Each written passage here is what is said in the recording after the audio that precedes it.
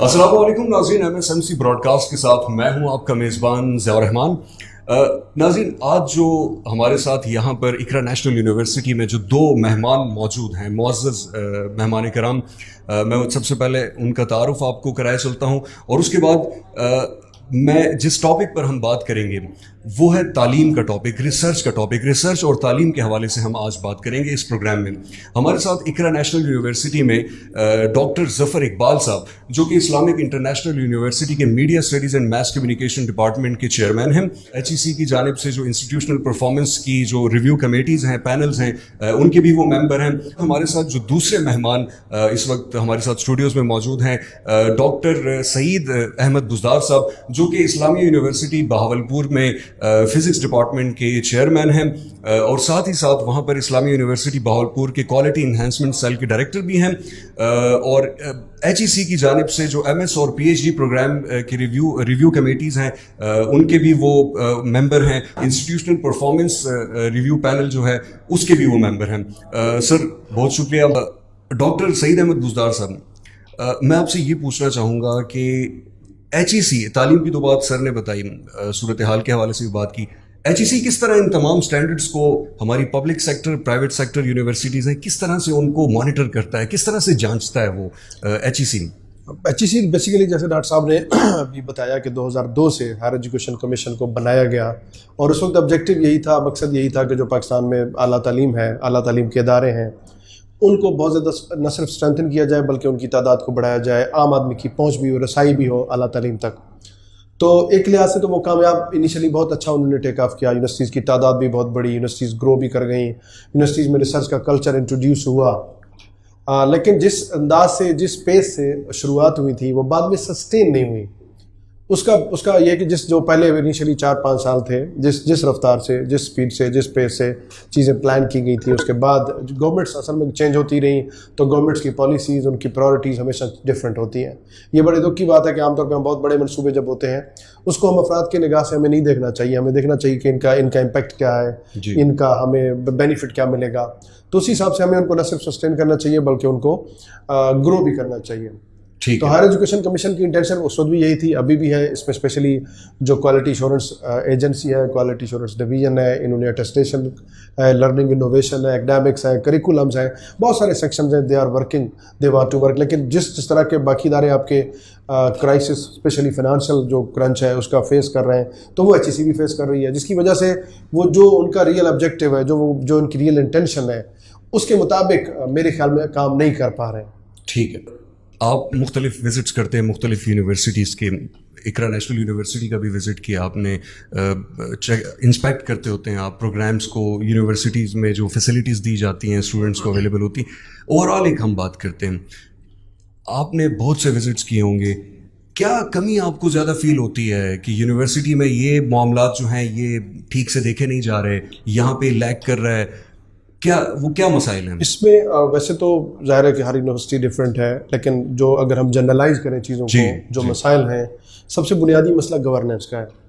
सही, गवर्नेंस जो है वो बेस है किसी भी यूनिवर्सिटी का। जो एक्ट है, जो असम्बली से अप्रूव्ड होता है, उसके रूल्स एंड उसके रेगुलेशन। मैं अक्सर ये भी कहता होता हूँ कि हम हायर एजुकेशन कमीशन की तरफ से यूनिवर्सिटी विजिट करने जाते हैं, अगर हर यूनिवर्सिटी अपने एक्ट, अपने रेगुलेशंस, अपने रूल्स के मुताबिक, ट्रू लेटर एंड स्पिरिट के मुताबिक चले, तो मेरे ख्याल में हमें किसी क्वालिटी एश्योरेंस या किसी इस तरह की रिव्यू या इंस्पेक्शन की ज़रूरत भी नहीं पड़ेगी। ठीक है, तो उनका जो एक्ट है उसको फॉलो करें, रेगुलेशंस को फॉलो करें, गवर्नेंस बेहतर करें।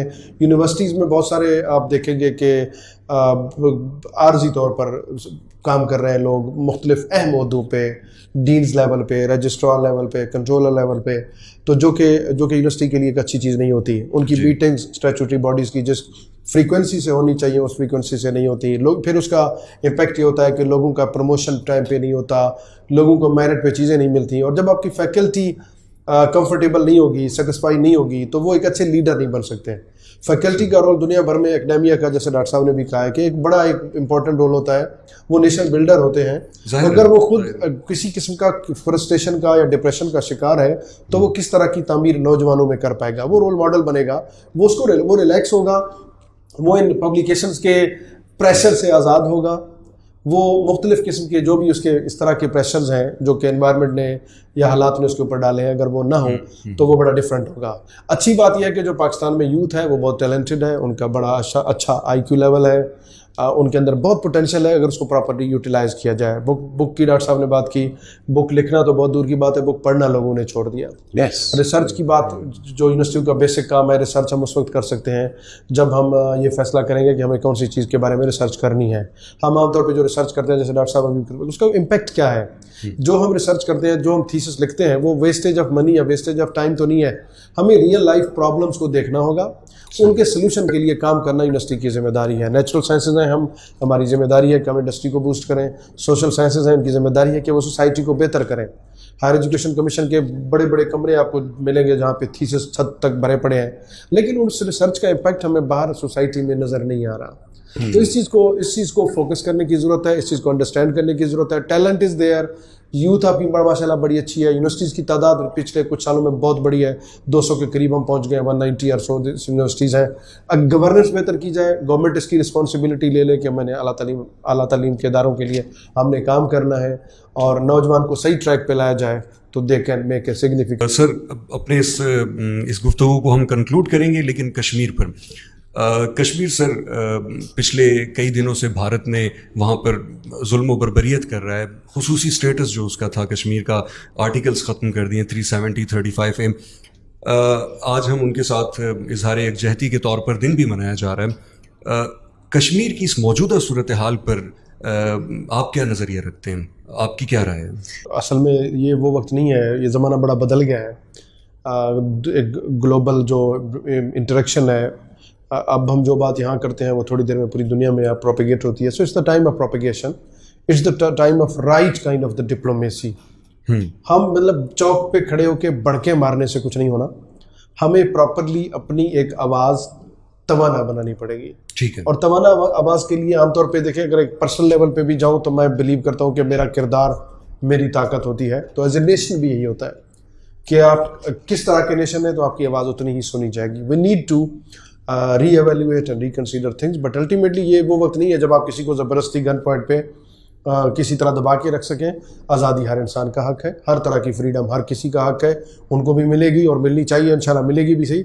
लेकिन हमें as a nation, as a Pakistani, हमें थोड़ा सा और अंदाज से, सिर्फ इस तरह कुछ छोटे मोटे लेवल पे प्रोटेस्ट करना या कुछ लेवल पे जाके बढ़ के मारना, मजीद हाईलाइट करना पड़ेगा। तो थोड़े से आप ये कहना चाहते हैं कि एक्शन लेने का वक्त आ गया, एक्शन लेने का वक्त हो गया, और एक्शन एक राइट डायरेक्शन में, राइट डिप्लोमेसी, सही डिप्लोमेटिक रिलेशन में, वो सिर्फ वक्ती तौर पे ना हो बल्कि देर पा असरअंदाज हो। सही। अगर इस तमाम तर सूरत हाल में हम ये वॉर की अगर बात की भी जाती है मुख्तलिफ हलकों से, तो ये कोई ऑप्शन है जंग? देखिए, अगर जंग इम्पोज की गई तो डेफिनेटली हम सबकी ख्वाहिश तो कभी भी नहीं है कि जंग हो।